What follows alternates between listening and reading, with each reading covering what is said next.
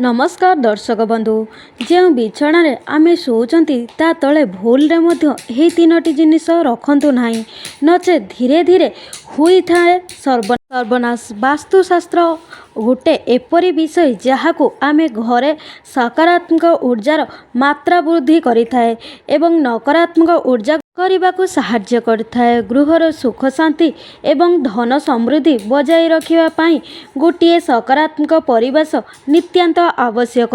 जदि आपणक गृहरे जिनिस गुड़िक वास्तुर नियम अनुसार नहीं तेबे नकारात्मक शक्ति बढ़ी जिबा सहित परिवारर विनाश दिगको अग्रसर होई थाए।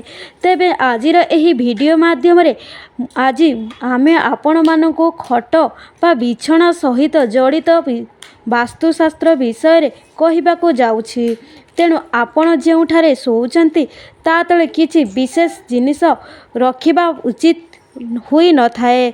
जदि आपण एहीपरि करिथांती तेबे समस्त नकारात्मक ऊर्जा आपणक मध्यरे ग्रास होई थाए एवं आपणक घरे खराब एवं भूल कार्य गुड़िक होई थाए। तेणु एहार प्रभाव आपणक गृहरे उन्नति एवं शांति उपरे मध्य पड़ी थाए। तेणु आपण मध्य निजर शोइबा बिछना तले भूल रे मध्य एही तीनोटी जिनिस रखतु नहीं। तेबे आसंतु जानिबा सही विशेष जिनिस विषय रे। सेतिपाई वीडियोटी को शेष पर्यंत निश्चय देखंतु। ता पूर्वरु एही वीडियो को गोटे लाइक करि दियंतु एवं आम चैनल को सब्सक्राइब करि दियंतु। नंबर 1 चप्पल जूता।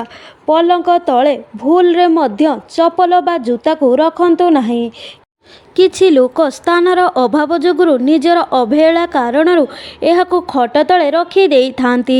जदि आपण एहीपरि करंती तो ताहाले आपणक निजर अभ्यास को सुधारी दियंतु। जूता बा चप्पल तले बहुत नकारात्मक शक्ति रही थाए। एहाकु खट तले रखिबा द्वारा राति रे सोइबा समय रे एही नकारात्मक ऊर्जा आपणक भितरे प्रभावित होई थाए। एहाकु आगको जाई आपणकर विनाशर कारण होई थाए। नंबर 2 गुड़ पुछा। जहाँ उपरे कि आमे निजर पाद पुछि थाउ एहाकु अधिकांश लोक निजर खट निकटरे रखिबाकू पसंद करिथांती। कारण जेतेबेले मध्य आपण बिछना उपरको सोइबाकू जिबे तेबे एहा पूर्वरु आपण निजर पाद को भल भाव पोछि पारिबे। जहा कारणरू आपणकर बिछना धूली बा पानी कारणरू मैला हेब नाही। एहाकू खटर किछि दूरतारे रखिबा भूल नुहे।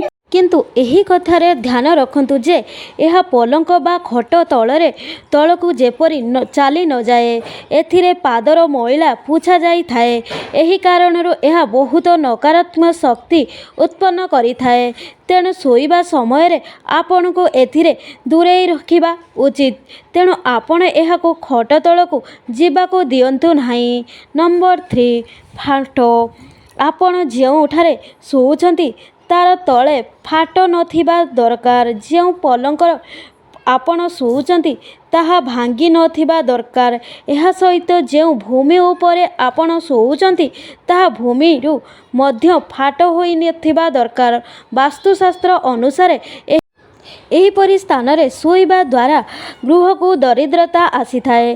गृह रे बहुत टंका खर्च होई थाए, दुर्घटना घटी थाए एवं रोग आदि होई थाए। एही फाट निजर एवं अन्य मानकर नकारात्मक शक्ति गुड़िक विकसित कराई थाए। सेथिपाई जदि आपण घर रो फाट सृष्टि होइथिबा खट उपरे शोउछंती तेबे एहाकू बदलाई नियंतु किंबा ठीक करि दियंतु। जदि आपण माने आपणकर गृह को दारिद्र्य ठारू रक्षा करबाकू चाहुचंती तेबे वास्तुशास्त्रर एही सब नियम को अनुसरण करंतु। तेबे दर्शक बंधु जदि आपण मानकू एही वीडियोटी भल लागि थाए तेबे कमेंट बॉक्स रे जय श्री राम अवश्य लिखि दियंतु। धन्यवाद।